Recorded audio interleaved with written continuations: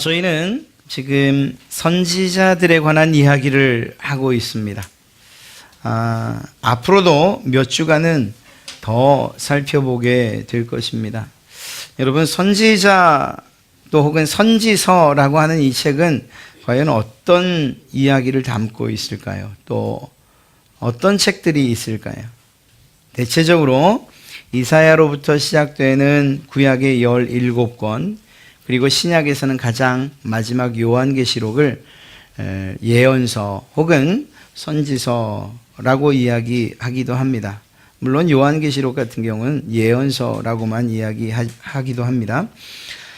선지서라고 한다면 이스라엘의 선지자, 하나님께서 세우신 이 선지자들이 했던 예언의 말씀을 기록한 책이라고 이야기할 수 있습니다. 예언의 이야기를 기록해 놓은 책. 우리가 흔히 생각하는 예언은 무엇이죠? 앞으로 일어날 어떤 일들을 미리 이야기하는 것, 또 그것에 관한 내용을 예언이라고 이야기합니다. 성경도 틀리지 않습니다. 선지자들이 했던 이야기, 우리가 살피는 이사야로부터 이후에 살피게 될 선지자들은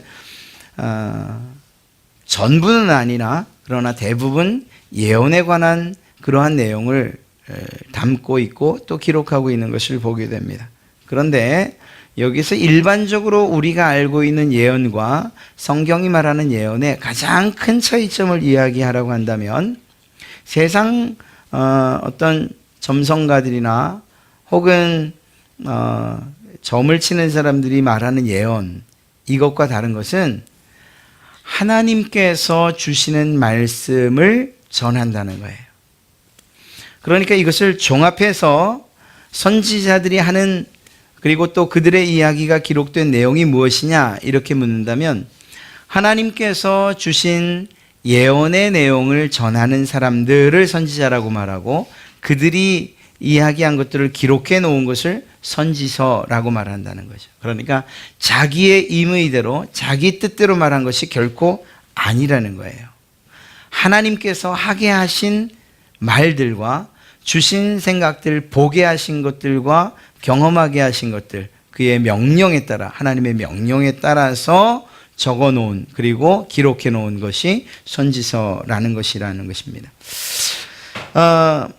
이러한 의미에서 볼 때에 단순하게 전달하는 사람이라는 그러한 의미를 갖고 있다고 해도 결코 틀리지 않을 것입니다. 누구의 뜻을? 하나님의 뜻을 전달하는 사람 말입니다. 그러다 보니까 그 내용이 때로는 책망도 있고, 때로는 교훈도 있고, 때로는 경고도 있고, 때로는 징계도 있어요. 놀랍게도 이러한 심판에 관한 내용만 있는가? 아니에요. 이것들이 번갈아 가는데 그 다음엔 그 시기가 지나고 하나님께서 정하신 그 날이 오면 다시 회복시키실 것이라는 이러한 내용이 반복되어 기록되고 있습니다.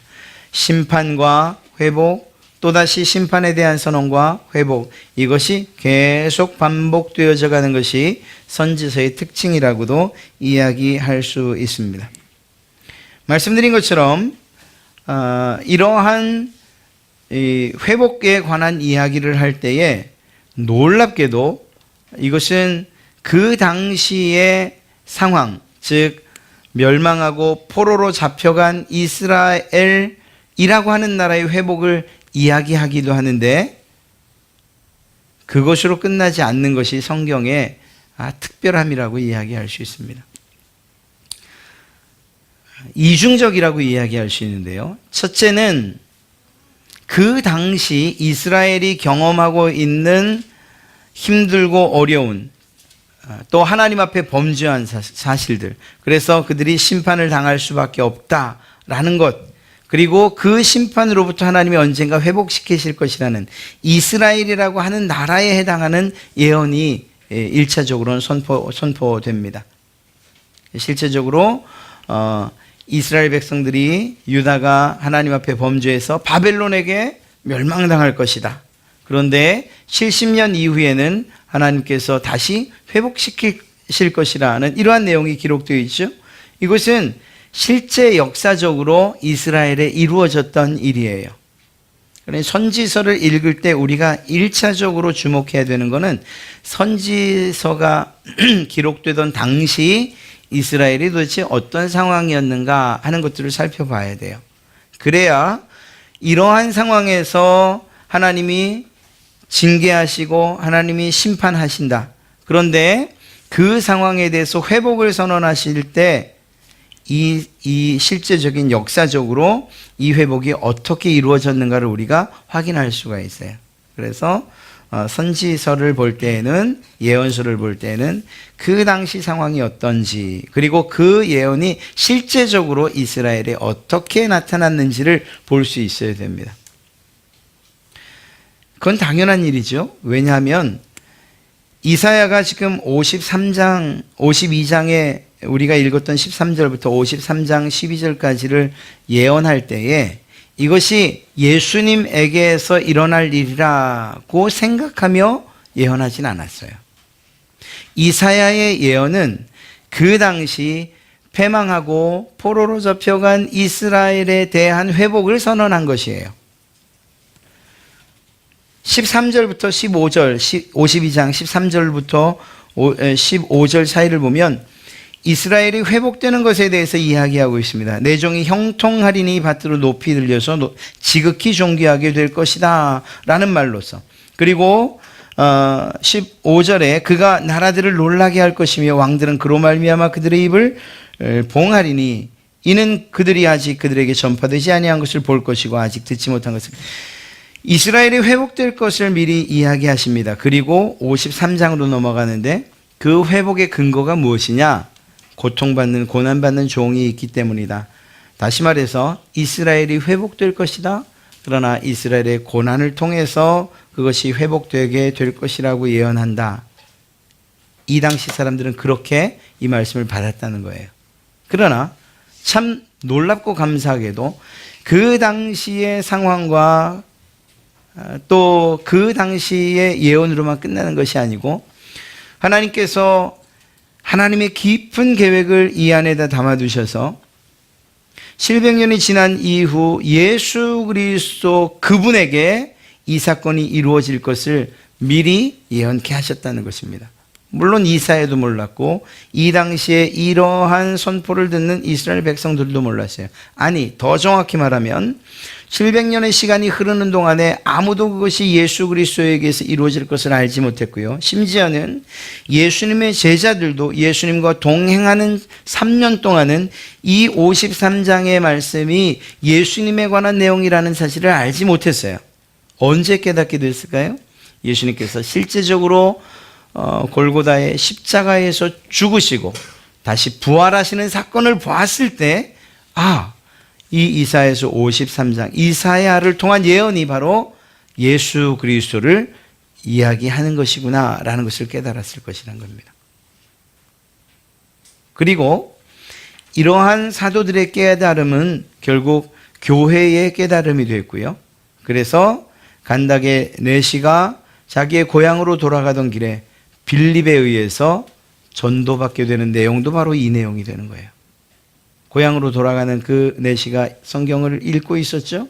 그런데 이 빌립이 그에게 묻습니다. 당신이 지금 어떤 책을, 제가 지금 이사야 53장을 읽는데 그럼 무슨 뜻인지 알겠습니까? 아니요, 누가 말해주지 않는데 내가 이걸 어떻게 합니까? 그러면 제가 이야기해 드리겠습니다. 그래서 이 빌립, 전도자 빌립이 이 간닥의 내시에게 이야기하죠. 이것은 바로 예수 그리스도에 관한 예언입니다. 그리고 이 예언은 이루어졌습니다. 이렇게 말해요. 실제적으로 신약 성경 안에는 복음서를 포함해서 8번에 거쳐서 이 53장이 인용되어집니다. 그리고 그 타겟이라고 할까요? 이 53장을 풀어서 이야기하는 대상은 예수 그리스도로 그렇게 귀결되는 것을 보게 됩니다. 정리해서 말씀드리면 이런 것입니다. 우리가 앞으로 보게 될 이사야뿐만 아니라 요나서도 보게 될 것이고 또 다른 선지자들의 이야기를 몇 주간 보게 될 것인데, 그때에 첫째는 이 본문이 일어났던 당시의 그 배경을 우리가 알아야 되고요. 두 번째는 거기에서 머무르면 안 되고, 그렇다면 이것은 결국 누구를 향하고 있는가? 이 선지자의 이 예언은 결국 누구를 향하고 있는가? 무엇을 말하는가? 오늘날 우리에게 어떤 의미로 다가오는 것인가? 라는 것까지 가야 된다는 거예요. 참 감사하게도 고난주간이나 예수님의 순환을 이야기할 때마다 53편 읽혔기 때문에 우리는 적어도 오늘 살피는 이 말씀에 대해서는 이게 예수님을 의미하는 것이지 라고 알 수 있죠. 그러나 다른 본문들도 그런 관점에서 우리가 살펴봐야 된다는 것입니다. 이렇게 살필 때 예언서 혹은 선지서에 대한 분명한 이해를 우리가 갖게 될 것입니다. 오늘 이사야를 통해서 예언되어진 53장은 이미 말씀드린 것처럼 예수님, 고난당하는 예수님에 관한 이야기를 담고 있습니다. 그리고 이 내용은 우리가 우리의 믿음을 우리가 가져야 될 그 믿음을 어떻게 규정해야 되는가, 어떤 믿음을 가져야 되는가에 대해서 분명하고 정확하게 이야기해 주고 있습니다. 오늘 기록된 고난 받을 종, 고난의 종은 바로 예수 그리스도를 의미하고, 그리고 문맥의 전체를 살필 때 이 고난의 종은 하나님께로부터 보내심을 받았다는 첫 번째 사실을 알 수가 있습니다. 그 이유는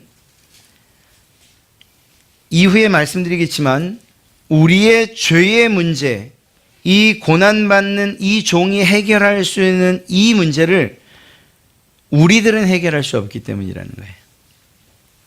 우리의 죄의 문제를 해결할 수 없기 때문에 이 문제를 해결할 그분이 오셔야 했고, 그분이 바로 예수 그리스도시라는 거예요. 그리고 그 구원의 방식이 바로 고난을 통해서, 죽음을 통해서 결국 우리를 구원하시고자 하시는 하나님의 뜻이 담겨 있는 것을 보게 됩니다. 늘 말씀드리지만 왜 예수님이 우리의 죄를 대신 짊어지고 죽는 일이 있어야만 했는가? 우리는 그렇게 질문을 던져요. 주님께서, 하나님께서 그분의 그 권능으로, 또 그 무한하신 능력으로 우리의 죄를 그저 용서해 주시면 안 되는가 하는 이러한 질문을 던진다는 거죠. 그렇게 생각하지 않으십니까? 만약 그것도 할 수 없다면 하나님이 전능하다고 어떻게 이야기할 수 있는가? 우리는 이렇게 이야기를 해요. 그런데 말입니다, 하나님에게는 성품이 있어요. 변함없는 그분의 속성이 있어요. 그 가운데에 신기하게도 두 가지가 상충하는 성품을 가지고 있다는 것을 알게 됩니다. 첫째는 우리가 알고 있는 것처럼 하나님은 어떤 하나님이시냐? 사랑의 하나님이세요. 그 사랑의 깊이와 넓이와 그리고 정말 그 풍성함을 이루 말할 수 없어요. 그런데 동시에 그 하나님의 성품 가운데 무엇이 있느냐? 공의가 있어요. 공의. 쉽게 이야기하면 죄에 대해서 그리고 불의함에 대해서 반드시 그것을 해결하셔야만 하는 그러한 공의가 있다라는 겁니다. 문제는 무엇인가 하면 그 하나님의 공의와 이 사랑 앞에 죄 지은 인간, 바로 제가, 여러분이 있다는 거예요. 하나님께서 우리를 사랑하신다라고 하면 우리는 하나님의 그 무한한 사랑 때문에 용서받아야 돼요. 가능해요. 그런데 만약 하나님께서 죄 지은 우리임에도 불구하고 하나님의 특별한 권리로 그리고 능력으로 내가 너를 용서한다라고 한다면 무엇에 문제가 생길까요? 그 하나님의 성품 가운데 공의의 문제가 생기는 거예요. 마치 이것은 어떤 재판하는 사람이 자기 앞에 선 그 죄인에 대해서 내가 너를 너무 사랑하니까 죄는 묻지 않겠어, 용서해 주마 라고 이야기하는 것과 같아요. 반대로 하나님께서 우리의 죄를 그저 묻지 않으시고 없다 하지 않으시고 그것에 대해서 반드시 책임을 물으시고 또한 그 죄값을 치르셔야 하기 때문에 그 죄값대로 우리를 내가 너를 사랑하지만 그러나 나의 공의의 성품으로 그 속성으로 너를 심판할 수밖에 없다. 죄의 값은 사망이다. 라고 선언하신다면 우리는 또 항변할 수밖에 없어요. 하나님의 사랑은 어디 간 겁니까? 죄 지은 인간에 대해서 하나님의 두 성품 공의와 사랑은 충돌할 수밖에 없다는 것입니다. 이 문제를 어떻게 해결할 것인가 하는 것.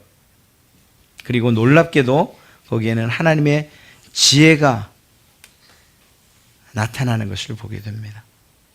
하나님의 구원 계획과 그리고 그 구원의 계획의 실행은 예수 그리스도를 정점으로 이루어지고 있습니다. 그리고 예수님의 역할은 무엇이었는가 하면 죄 없는 예수님께서 죄 있는 우리를 위해서 대신 죽어 주시는 거예요. 하나님의 공의와 사랑이 충돌되는가? 그렇지 않아요. 하나님께서 우리를 사랑해 살리시기로 결정하셨습니다. 누구를 통해서? 예수 그리스도를 통해서. 하나님의 공의가 죄 지은 인간을 심판하고 그 죄의 값대로 죽게 하셨습니다. 누구를 죽게 하심으로? 예수 그리스도를 죽게 하심으로 말미암아. 우리에게 남겨진 일은 우리를 위해서 죽으시고 그리고 다시 살아나신 그 예수 그리스도를 믿는 것. 그것으로 충분하다고 말씀해 주신 거예요. 이러한 예수님의 죽으심과 그리고 부활하심은 결국 하나님의 뜻과 계획 가운데 이루어진 것임을 알 수가 있습니다. 그리고 오늘 53장에서는 죽을 수밖에 없는 예수 그리스도, 하나님께서 그렇게 계획하시고 하나님의 구원 계획에 동의하셔서 순종하신 예수님의 모습을 담고 있다는 것입니다. 오늘 말씀에도 있는 것처럼 그는 실로 우리의 질고를 지고 우리의 죄악 때문에 십자가를 지셔야 했는데 안타깝게도 우리는 생각하기를 그는 그의 죄 때문에 그의 악함 때문에 십자가에 달렸다 이렇게 생각하고 있다는 거예요. 예수님께서는 이 땅에 오시는 것을 통해서 고난의 종으로서의 예언된 모습 그대로를 살아가십니다. 그리고 철저하게 하나님께 버림받으셨다는 사실을 우리는 알게 됩니다. 오늘 여러분들과 읽었던 말씀을 보십시오. 예수님께서 멸시받을 만한 모습이었다는 것을 이야기하고 있습니다. 실제로 예수님이 그랬다는 것이 아니고 이 땅에 오신 예수님이 그토록 때로는 조롱과 흠모할 만한 것도 없고 멸시를 받을 만한 그러한 모습으로 오셨다는 것을 기록하고 있는 거예요. 결국 이것은 누구 때문이냐? 바로 죄 지은 우리 때문이라는 사실을 성경은 이야기하고 있고 하나님은 이사야의 이야기를 통해서 그 입을 통해서 예언하고 계신 것입니다. 보십시오. 예수님께서 어떤 모습으로 이 땅에 오셨습니까? 연한 순같이 마른 땅에서 나온 뿌리같이 고운 모양도 없고 풍채도 없고 흠모할 만한 것도 없고 멸시를 받아 마땅한 모습으로 오셨고 고난을 많이 겪으시는 그러한 자로 오셨고 조롱당하는 그러한 모습으로 이 땅에 오셨다는 거예요. 착각하지 말 것은 예수님이 원래 그런 분이라 이러한 생각을 해서는 안 돼요.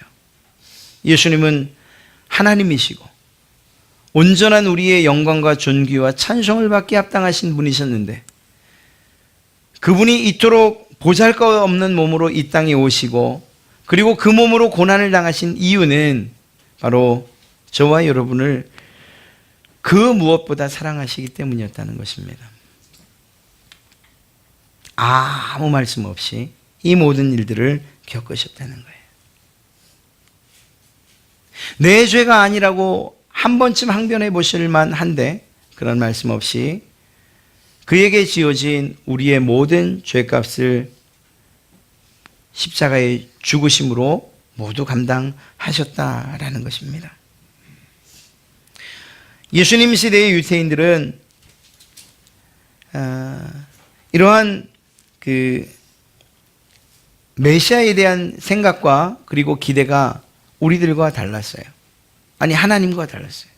그들은 로마를 정복하고 그리고 자신들을 해방시켜 줄 그러한 메시아를 기대하고 있었기 때문입니다.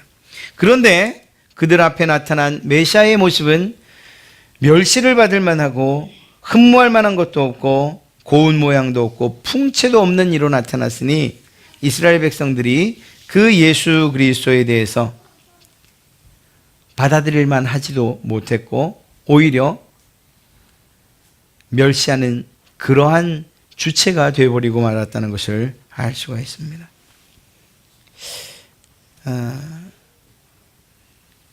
신기한 것 한 가지는 무엇인가 하면요, 적어도 예수님께서 이렇게 돌아가시는 모습이 메시아에 대한 예언과 일치한다는 사실을 이 성경학자들이나 율법학자들이 모를 리 없었다는 거예요.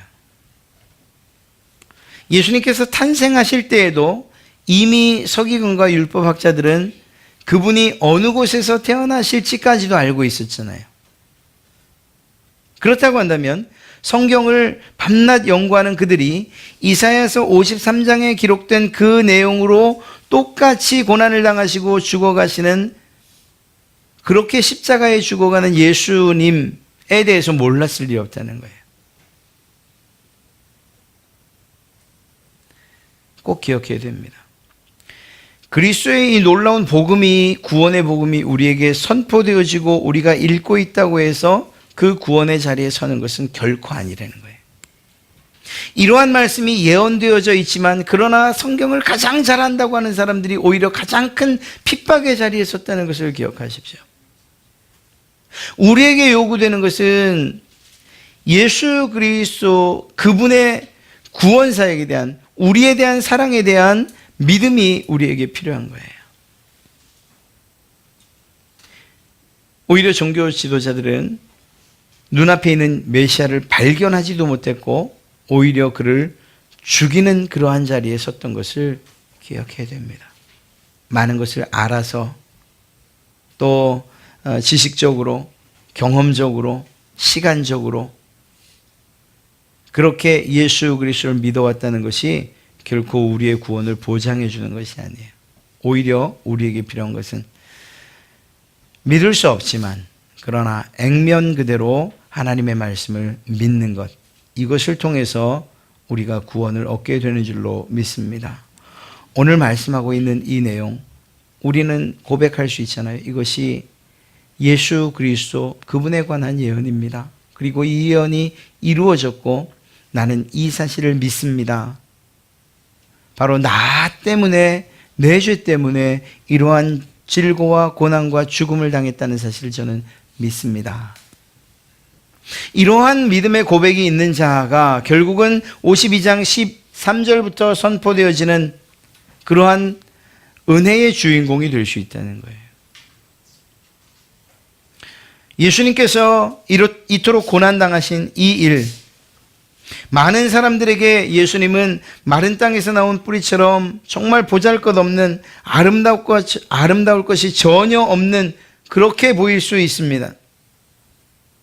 또 그렇게 보는 사람들도 많습니다. 여전히 종의 모습으로, 고난받는 종의 모습으로 끝내는 그러한 일들이 많이 있습니다. 그러나 하나님의 은혜를, 그리고 또 그 은혜에 정말 그 은혜를 경험한 사람들, 그리고 우리 가운데 주신 그러한 믿음을 가지고서 우리의 믿음을 고백하는 그러한 자들이라면 그의 고난뿐만 아니라 이후의 부활을 통하여서 그가 누리게 될 가장 영광스러움, 그리고 승귀, 높아지신 그 예수 그리스도에 대한 믿음도 우리는 갖게 될 것입니다. 오늘 이 말씀은 이것으로 끝나는 것이 아니고 최종적으로 승리하시는 예수 그리스도를 예표하고 있기 때문입니다.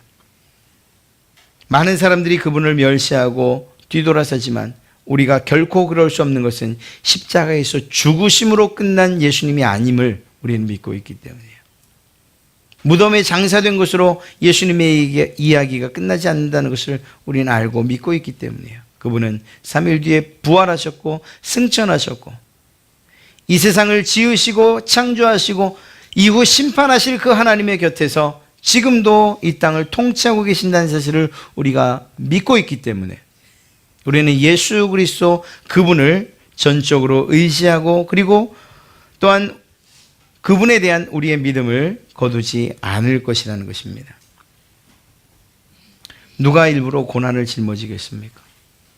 누가 어렵고 조롱받고 그리고 수치스러운 길을 걸으려 하겠습니까? 그러나 주님께서 그 길을 바로 여러분과 저를 위해서 걸으셨다는 이 사실들을 우리는 생각해야 돼요. 그분이 하나님이시고 또한 하나님의 아들이시라는 사실이 우리에게 큰 힘이 되는 줄로 믿습니다. 그 고난의 종은 결국 하나님의 뜻에 순종한 거예요. 우리를 사랑하심도 있으나 하나님께서 세우신 그 구원의 계획에 순종하심으로써 우리를 대신하여 죽으시는 대속물이 되셨다는 것을 우리는 알 수 있습니다. 고난의 종에 대해서 이야기할 때에 강조되는 것 그리고 반복되는 단어가 무엇일까요? 말씀드린 것처럼 우리예요. 우리의 질고를 지고 우리의 슬픔을 당하고 우리는 그렇게 생각하지 않았는데 결국 우리의 허물 때문이고 우리의 죄악 때문이고 그 때문에 우리는 평화를 누리고 우리는 나음을 받았고 그렇습니다. 우리라는 거예요. 우리. 이것을 통해서 하나님께서 계획하신 그 고난받는 예수 그리스도를 통해서 결국 우리가 그 은혜를 누리게 될 것이라는 것을 이야기하고 있는 것입니다. 더 중요한 것은 이렇게 반복되는 우리를 통해서 그 죄의 중심에 내가 있다는 것을 기억하게 하고 있습니다.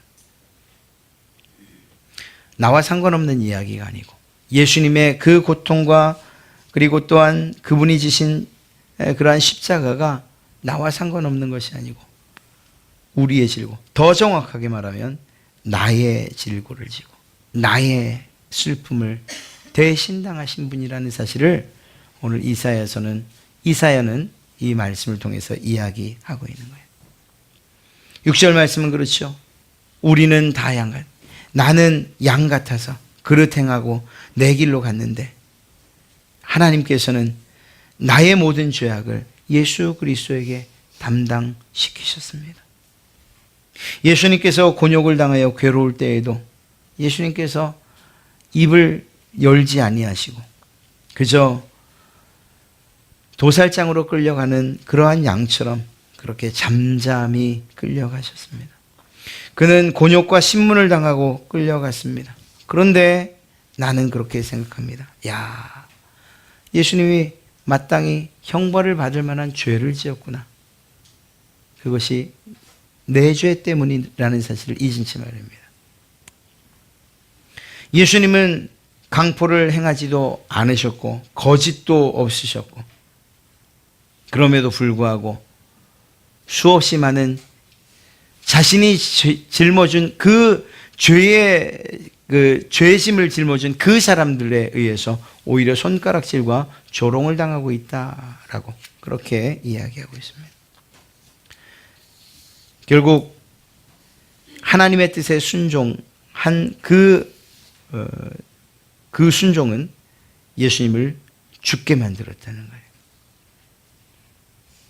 참 감사하게도 우리에게 죽음을 요구하지 아니하시고 예수님의 죽음에 대해서 그리고 나를 위해 대신 죽으셨다는 이 사실을 믿는 이 믿음을 통해서 우리의 죄를 용서해 주시기로 하셨다는 이것만으로도 우리는 하나님에게 감사해야 될 것이라는 것이죠.